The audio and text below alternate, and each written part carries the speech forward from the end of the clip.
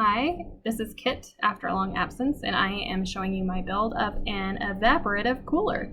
This cost about $40 to make, and it consistently cools my house 20 degrees, and normally we're only 10 degrees cooler than the outside temperature. So you assemble this. There's several online tutorials. I'm trying to give very specific measurements for each of the pieces. So we're using 3/4 inch PVC pipe, and it's cut to these lengths. The top piece is 17 inches. The two sides are 26 inches, and then there's 4 little feet that are 3 inches each. So I just used a hacksaw to saw through the plastic pretty easily outside because it creates a lot of plastic crumbs.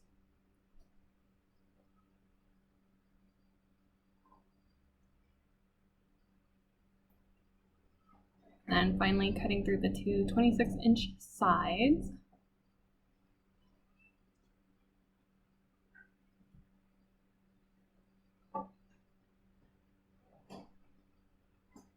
And I had to clean off all of the little pieces of plastic scrap off of the end of each piece. And then I assembled with the fittings. So I'm about to list those on the screen, but there's 2 T's, which are going to be for the bottom feet, 2 elbows, which are going to be what connects the sides to the top, and then 4 socket caps, which go on the end. And there you go, that's the framework.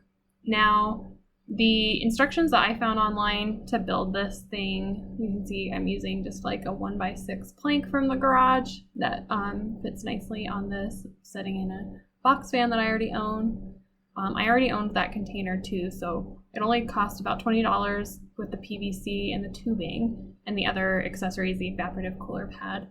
Now, the instructions that I found online called for a fitting that I could not find in the store, something to connect a 1/2-inch vinyl tube to the actual PVC pipe. So my initial build is kind of an improvisation. I am using the tube because I had to get a long length of it anyway, so I figured, well, let's just try running the tubing itself to be what emits the water at the top.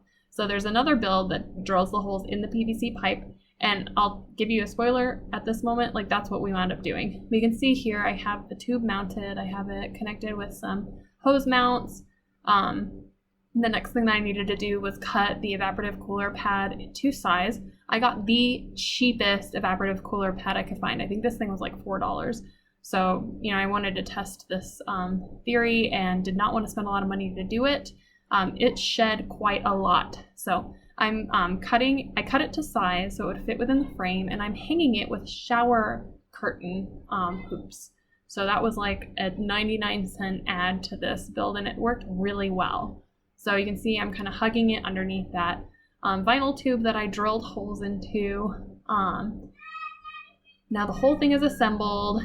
Have it, trying to shake it out a little bit there. Have it inside that tub. It fits quite nicely with the fan. And it is all ready to go, except that I don't have a fountain pump. I had to order that on Amazon. So there is the assembled piece waiting for that fountain pump to arrive.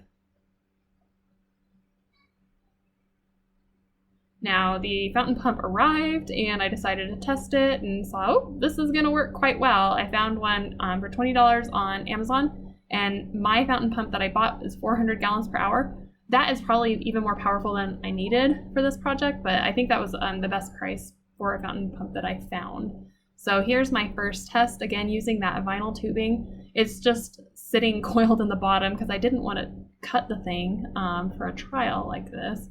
I wanted to try not to damage the tubing as much as possible. So I have it running.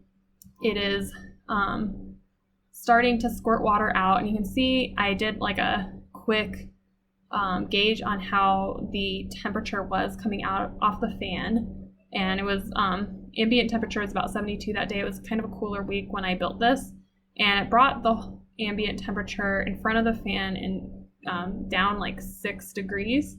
So not terrible. You can see the humidity, of course, came up significantly, which is how an evaporative cooler works. It's evaporating water in order to deal with an energy exchange.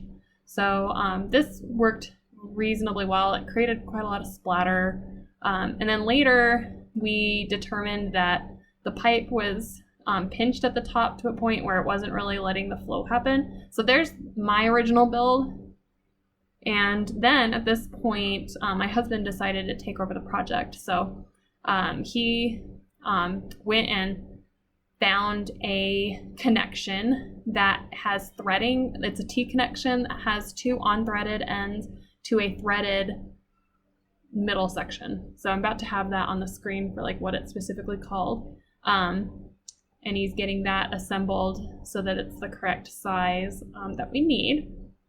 And then the way that we made this work, actually, I'm going to show it in a couple of clips.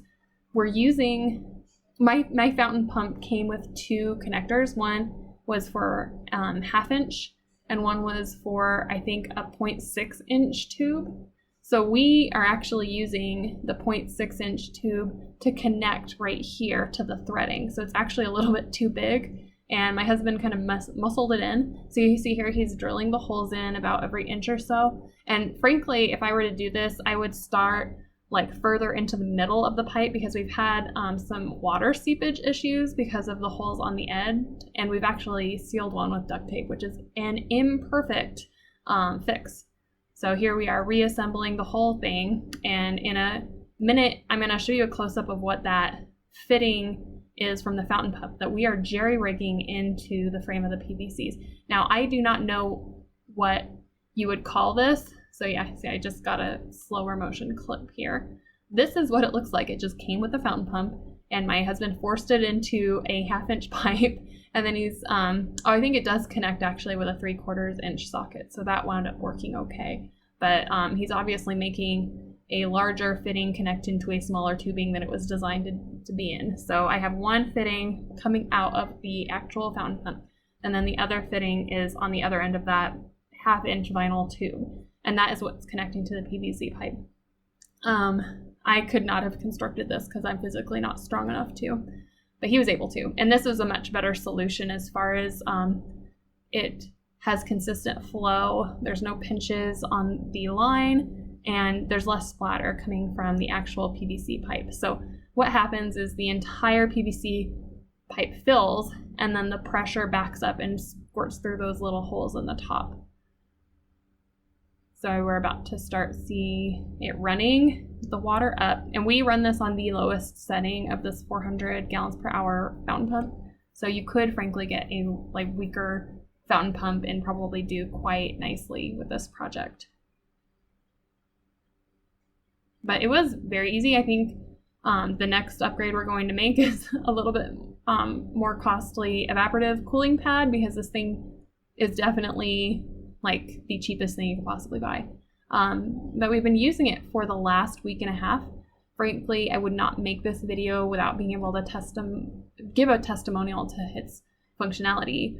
We run it in the morning, so we cool our house with a whole house fan overnight. So you run the fan, you leave all the windows open, and it brings all of the cool air in during the night, and it basically creates a cool sink with all the furniture in your house, so your house slowly warms up compared to the outside. You close all the windows in the morning. And so what we've been doing is, of course, running the fan at night. Then when we close all the windows, we start running this. And before, we would have a 10-degree difference between inside and outside in the hottest part of the day, about 3 p.m. And right now, this keeps us 20 degrees cooler. So it's cooling the house to about 10 degrees. Haven't done a scientific evaluation, but I think that's a pretty strong testimonial. So I feel like I can endorse this project for as cheap and easy as it is to make. It does work. So hopefully this helps someone stay cool. Cheers.